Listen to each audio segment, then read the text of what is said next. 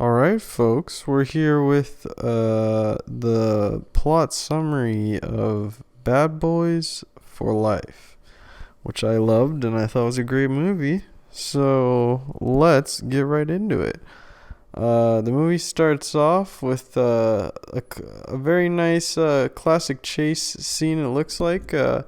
We got our two boys, our two bad boys, Mike and Marcus, in a Porsche, just like in the first movie, and they're jamming down the streets, doing crazy stuff, doing some crazy spins.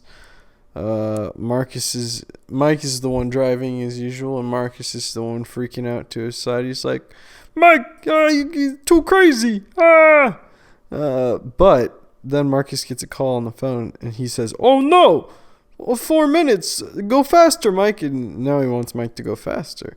So they're jamming through the streets, getting all crazy. The cops are behind them, which was confusing because you're like, why are the cops behind them? Or are they with them? Are they chasing them? Who knows? But we make it to the hospital, and it turns out that there was no crime. They weren't on the job, they weren't chasing criminals. He was making it to his daughter's uh, baby being born, and the baby comes out. And it turns out they named the baby after none other than Marcus himself. So his little grandson is named after him. And it's funny because it turns out that the husband, in his military garb, was the dorky guy from the first movie who went on the date with his daughter, and they tried to intimidate him, but I guess it didn't work because he ended up marrying him.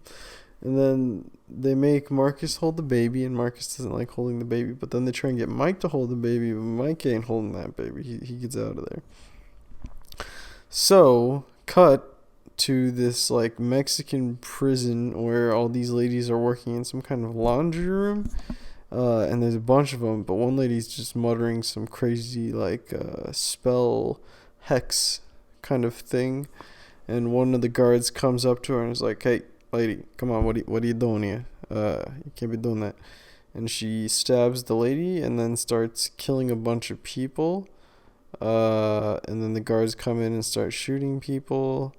And then apparently she's getting transported out of the jail in a hospital ambulance, but then the ambulance gets ambushed and they start shooting it, and then she kills everybody in the ambulance because I guess she was just pretending to be dead. And then a person takes her from the ambulance, and it turns out to be her son. So cut back to our boys. They are now at the bar drinking with the whole police team, and our friend the captain from the last two movies is toasting Marcus and saying how good of a guy he is and how he'll be a great grandpa.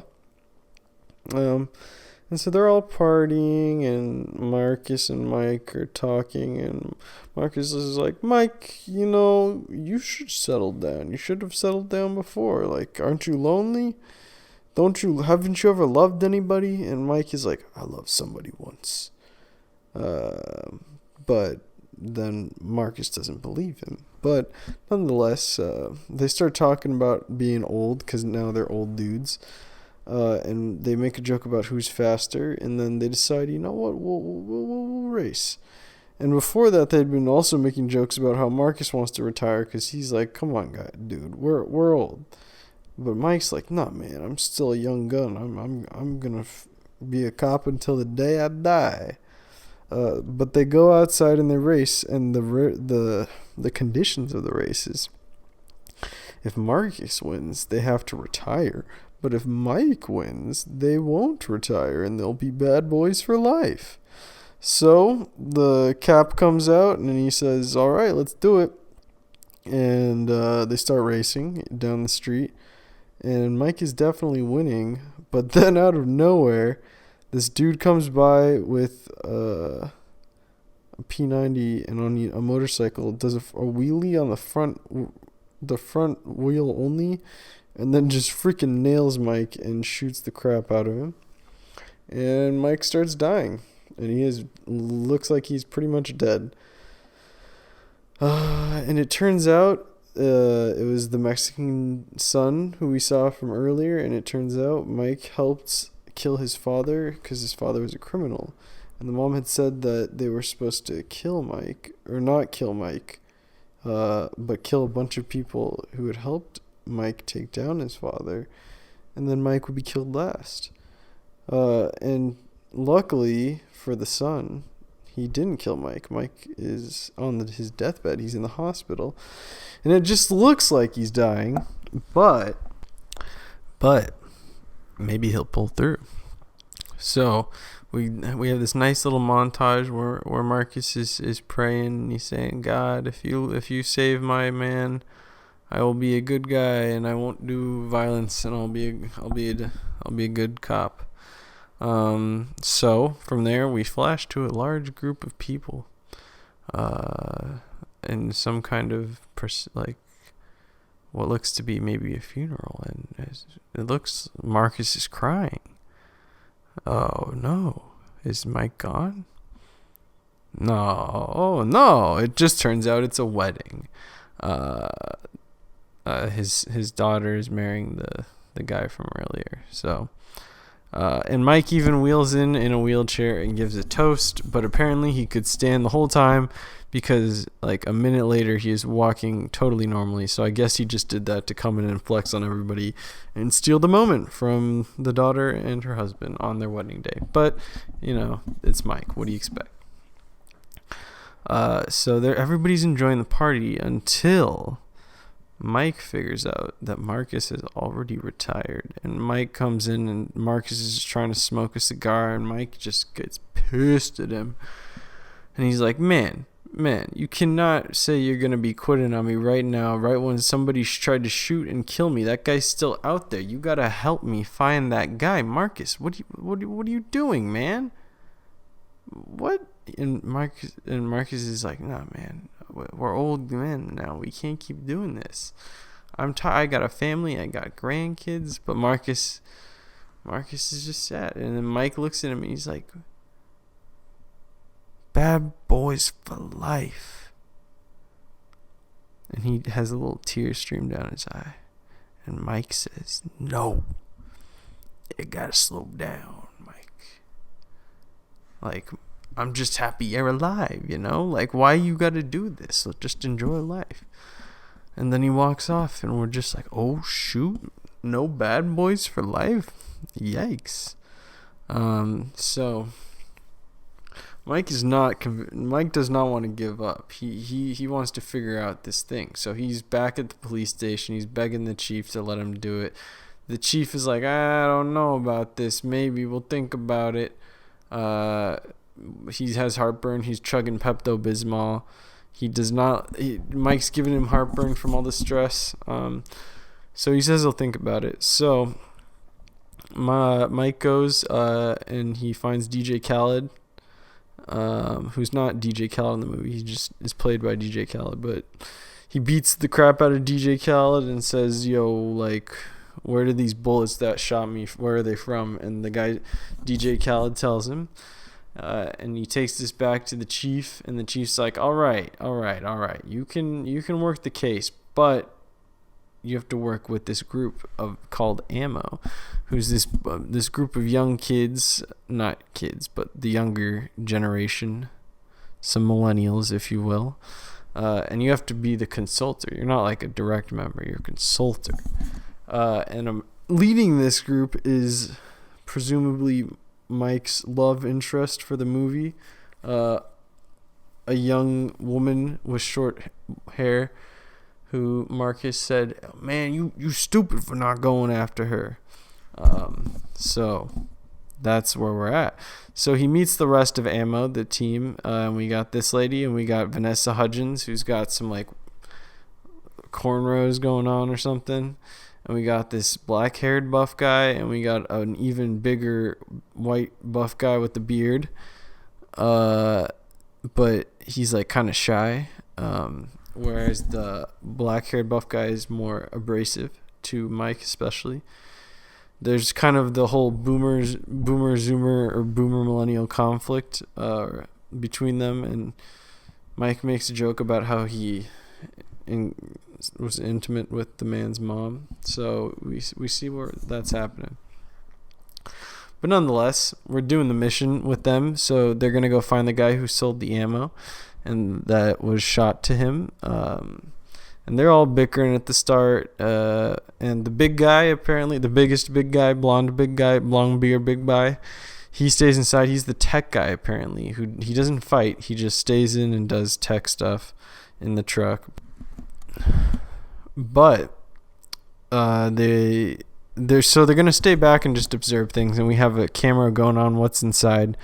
But Mike sees that it's a setup, and he wants to rush in because he thinks everybody's just going to get shot up and they're going to lose their lead. And we cut to Marcus, who's living a chill retirement life. You know, he's lighting some incense, just sleeping, having a good time. Cut back to Mike, who is watching things go down, and then all of a sudden the gunfight does start happening. But amongst the hustle and bustle, Mike secures the guy who ends up getting blown up into a thing and impaled and dies. So Mike is in trouble and loses the thing. Yet at the same time of Mike being screwed, the Mexican dude is continuing to kill the people surrounding Mike's case against that one guy. But Marcus, even though he's trying to stay away from the life of a cop, gets a lead, and he has to get Mike to help him drive to it because he doesn't want to do it alone. So they're driving to this lead. Marcus is reluctant about it. He's like, I'm annoyed that I have to do this, but Mike's like, I'm annoyed that I have to be with you, because they're all feuding or whatever. And they have to drop off Marcus Jr. at the wife's place, and the wife is not happy about this because she was on her spa day. And they drive to the place, though, and they're getting out, and then the guy who they're supposed to meet falls on Marcus's car, and now Marcus is sad because the car was his wife's car, so now his wife is doubly pissed at him. From there, Mike goes to a basketball game with the captain. He's watching the captain's daughter play some basketball, but mostly just there to talk to him. And the captain's like, hey, man, sometimes if a case is going like this, you got to just chill and let it be. You got to focus on other things, you know? Like, you got to walk away sometimes. And so as they're walking away, captain's like, all right, whatever, we'll talk about this, but you're coming out with a dinner, right? And then from there he gets shot in the neck, and oh my god, was it crazy. What the heck? This man's bleeding out. He's not even able to talk. Looks like Mike is almost about to get shot. Turns out it's our guy, the villain of the story. And cut to the funeral, and our Cap, who has been with us for all three movies, is gone, and everybody is sad about it. And it was a pretty crazy moment as far as bad boy movies go. You don't get too many like serious moments like this. So obviously this time of trial is what rekindles the flame of the bad boys for life and brings the bad boys together. They look in and say, one last time, brothers, bad boys for life. And then it's like, bad boys, what you gonna do? So they have to work with Ammo now, though. They're still working with Ammo, Mike and Marcus now. And Ammo tries to sing the Bad Boys song, but they get in trouble for messing it up. And they're like, you guys can't sing that song. r/gatekeeping. But so they're going to try and capture one of our villain's right-hand mans, who we've seen hanging out with the villain throughout the film. But the catch is, this time they're not even using bullets. We're only using rubber bullets. And we're going to capture him because he's having a birthday party at a club. So they pull up to the club, and they're able to get close to the guy. Mike and Marcus get right next to him and say, we're going to arrest you before even grabbing him. So good call on that one. Obviously, he makes a break for it, gets on a motorcycle, and then Mike gets on another motorcycle, and Marcus gets in the sidecar reluctantly of the motorcycle. Tons of people start shooting at him, but Marcus is like, I said to God, I ain't going to fight. I'm a good man now. but they're getting shot up the Watusi. So Marcus is like, all right, I'll fight. And he throws a grenade. He shoots a minigun that is attached to it, and he starts going crazy. And they end up shooting the guy, or at least his motorcycle. And he falls off the motorcycle and just gets smashed in the head, and he has this huge bump on his head. And Marcus is like all about touching it. He's like, I feel like I need to touch that bump. And he touches the guy's head bump twice, and it's really gross. And then they get surrounded, and the guy wakes up, and Marcus touches the guy's head bump again, and it's really gross. And the guy escapes because they get surrounded. He jumps onto a freaking helicopter over the bay, and the villain guy's there, and Mike able to jump up on, or they're on the like helicopter rope ladder thing that helicopters for some reason have in movies. And the villain just shoots the henchman in order to get him out of the way so he can shoot Mike. But Mike jumps off because Marcus shoots, and he is safe for now. But nonetheless, the mission has failed because there was a bunch of violence while they were doing the chase. And so as a result, Ammo is getting disbanded. And so Marcus is trying to console them about this, but Mike is using our tech guy to figure out. He's like, I need you to get some data for me. And Mike figures out that this villain, this whole time, it turns out that villain was his son. Bum, bum. So we don't know how until Marcus says, he reveals it to Marcus, and apparently back in the day, before they were even partners, Mike was undercover, and he was fully undercover, and he was doing undercover work for this drug lord woman, the mother of the kid, who had a husband who Mike obviously killed, but he got really close with her while being undercover, and obviously they had a child, but Mike had to leave, even though he fell in love with this woman. This is when he said he fell in love once, this is who he was talking about. And she's like a witch apparently, and Marcus is really hung up on the fact that she's a witch. But Mike's like, dude, come on, more important things. But Mike's like, I'm going to Mexico, I gotta deal with this. Marcus is like, I want to come, but Mike's like, no, this is just me this time. But Mike gets on the plane, and what do you know? Marcus shows up on the plane right behind him, makes a bunch of jokes about crashing the plane. On the plane, everybody gets scared. He makes jokes about killing people on the plane. Some good times, and he makes witch jokes. It's some good stuff. But so we get to Mexico City, and we're in the building and getting all prepared to crush some skulls, when a knock at the door. Is it the enemy? We go to the door, and it turns out it is actually Ammo. These guys showed up too, or at least what the members of Ammo, and we're all friends now. Even the black-haired guy, we give a knuckle bump to him. Boomer Zoomers, all friends across the generational gap. It's nice. So we're all geared up, so we finally get to the castle where the mother and the son are, and we need to break in. So they're breaking in all stealthy. We got a drone. You gotta have, how many times are we gonna see drones this year? I don't know, but I love it. So the drone comes in, it has a machine gun, shoots some people. They break in, a machine gun and everybody. Mike looks at the big guy. They're putting down heavy fire, but there's some crazy stuff, and Mike looks at the big guy and he's like, big guy, I need you to fight, man. I don't know what's wrong with you. Apparently the big guy like had to kill somebody once, and he's scared of killing people now, but he's like, I'll pay for your therapy. So funny therapy joke, mental health joke, you gotta love it. And the big guy's like, all right, but I'm really gonna need that therapy. And then he starts legit just going man mode on some people. He straight up Superman punches a dude into next Thursday. It's lit.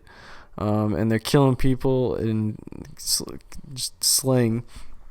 And Mike goes and finds the lady, and he starts having a conversation with her, and he's about to like grab her, but then through the floor. His son grabs him through the floor. And then Mike and his son are just beating on each other, punching each other. But they're a good match because they're father and son.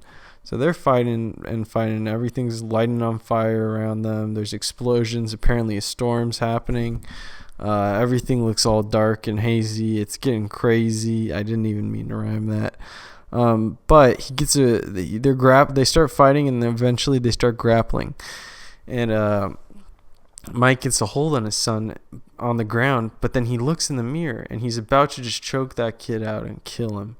But in the bloody the he looks at him and he sees how similar it looks. And he's like, oh, no, man, I can't do this. I can't kill my son. And he lets go. And the son gets up and he's like, you're my son. I can't kill you. And the dude starts just beating the crap out of him. And the lady shows up and she's like, is this for real? Is this my dad? Is this my daddy? She says, it doesn't matter now, son. You just gotta kill him. And he's like, no, I need to know. And the mom's like, no. And the mom pulls out the gun, she shoots right at Mike. But before she knows it, the son steps in front of him, and she's killed their son. And she's like, no. And at that moment, the short-haired girl comes in and just lights her up with the machine gun and kills the crap out of her, and she falls into the fire. And the son is just dying, but it's sad. But Marcus comes in and somehow like falls off the side, and now we're worried about Marcus.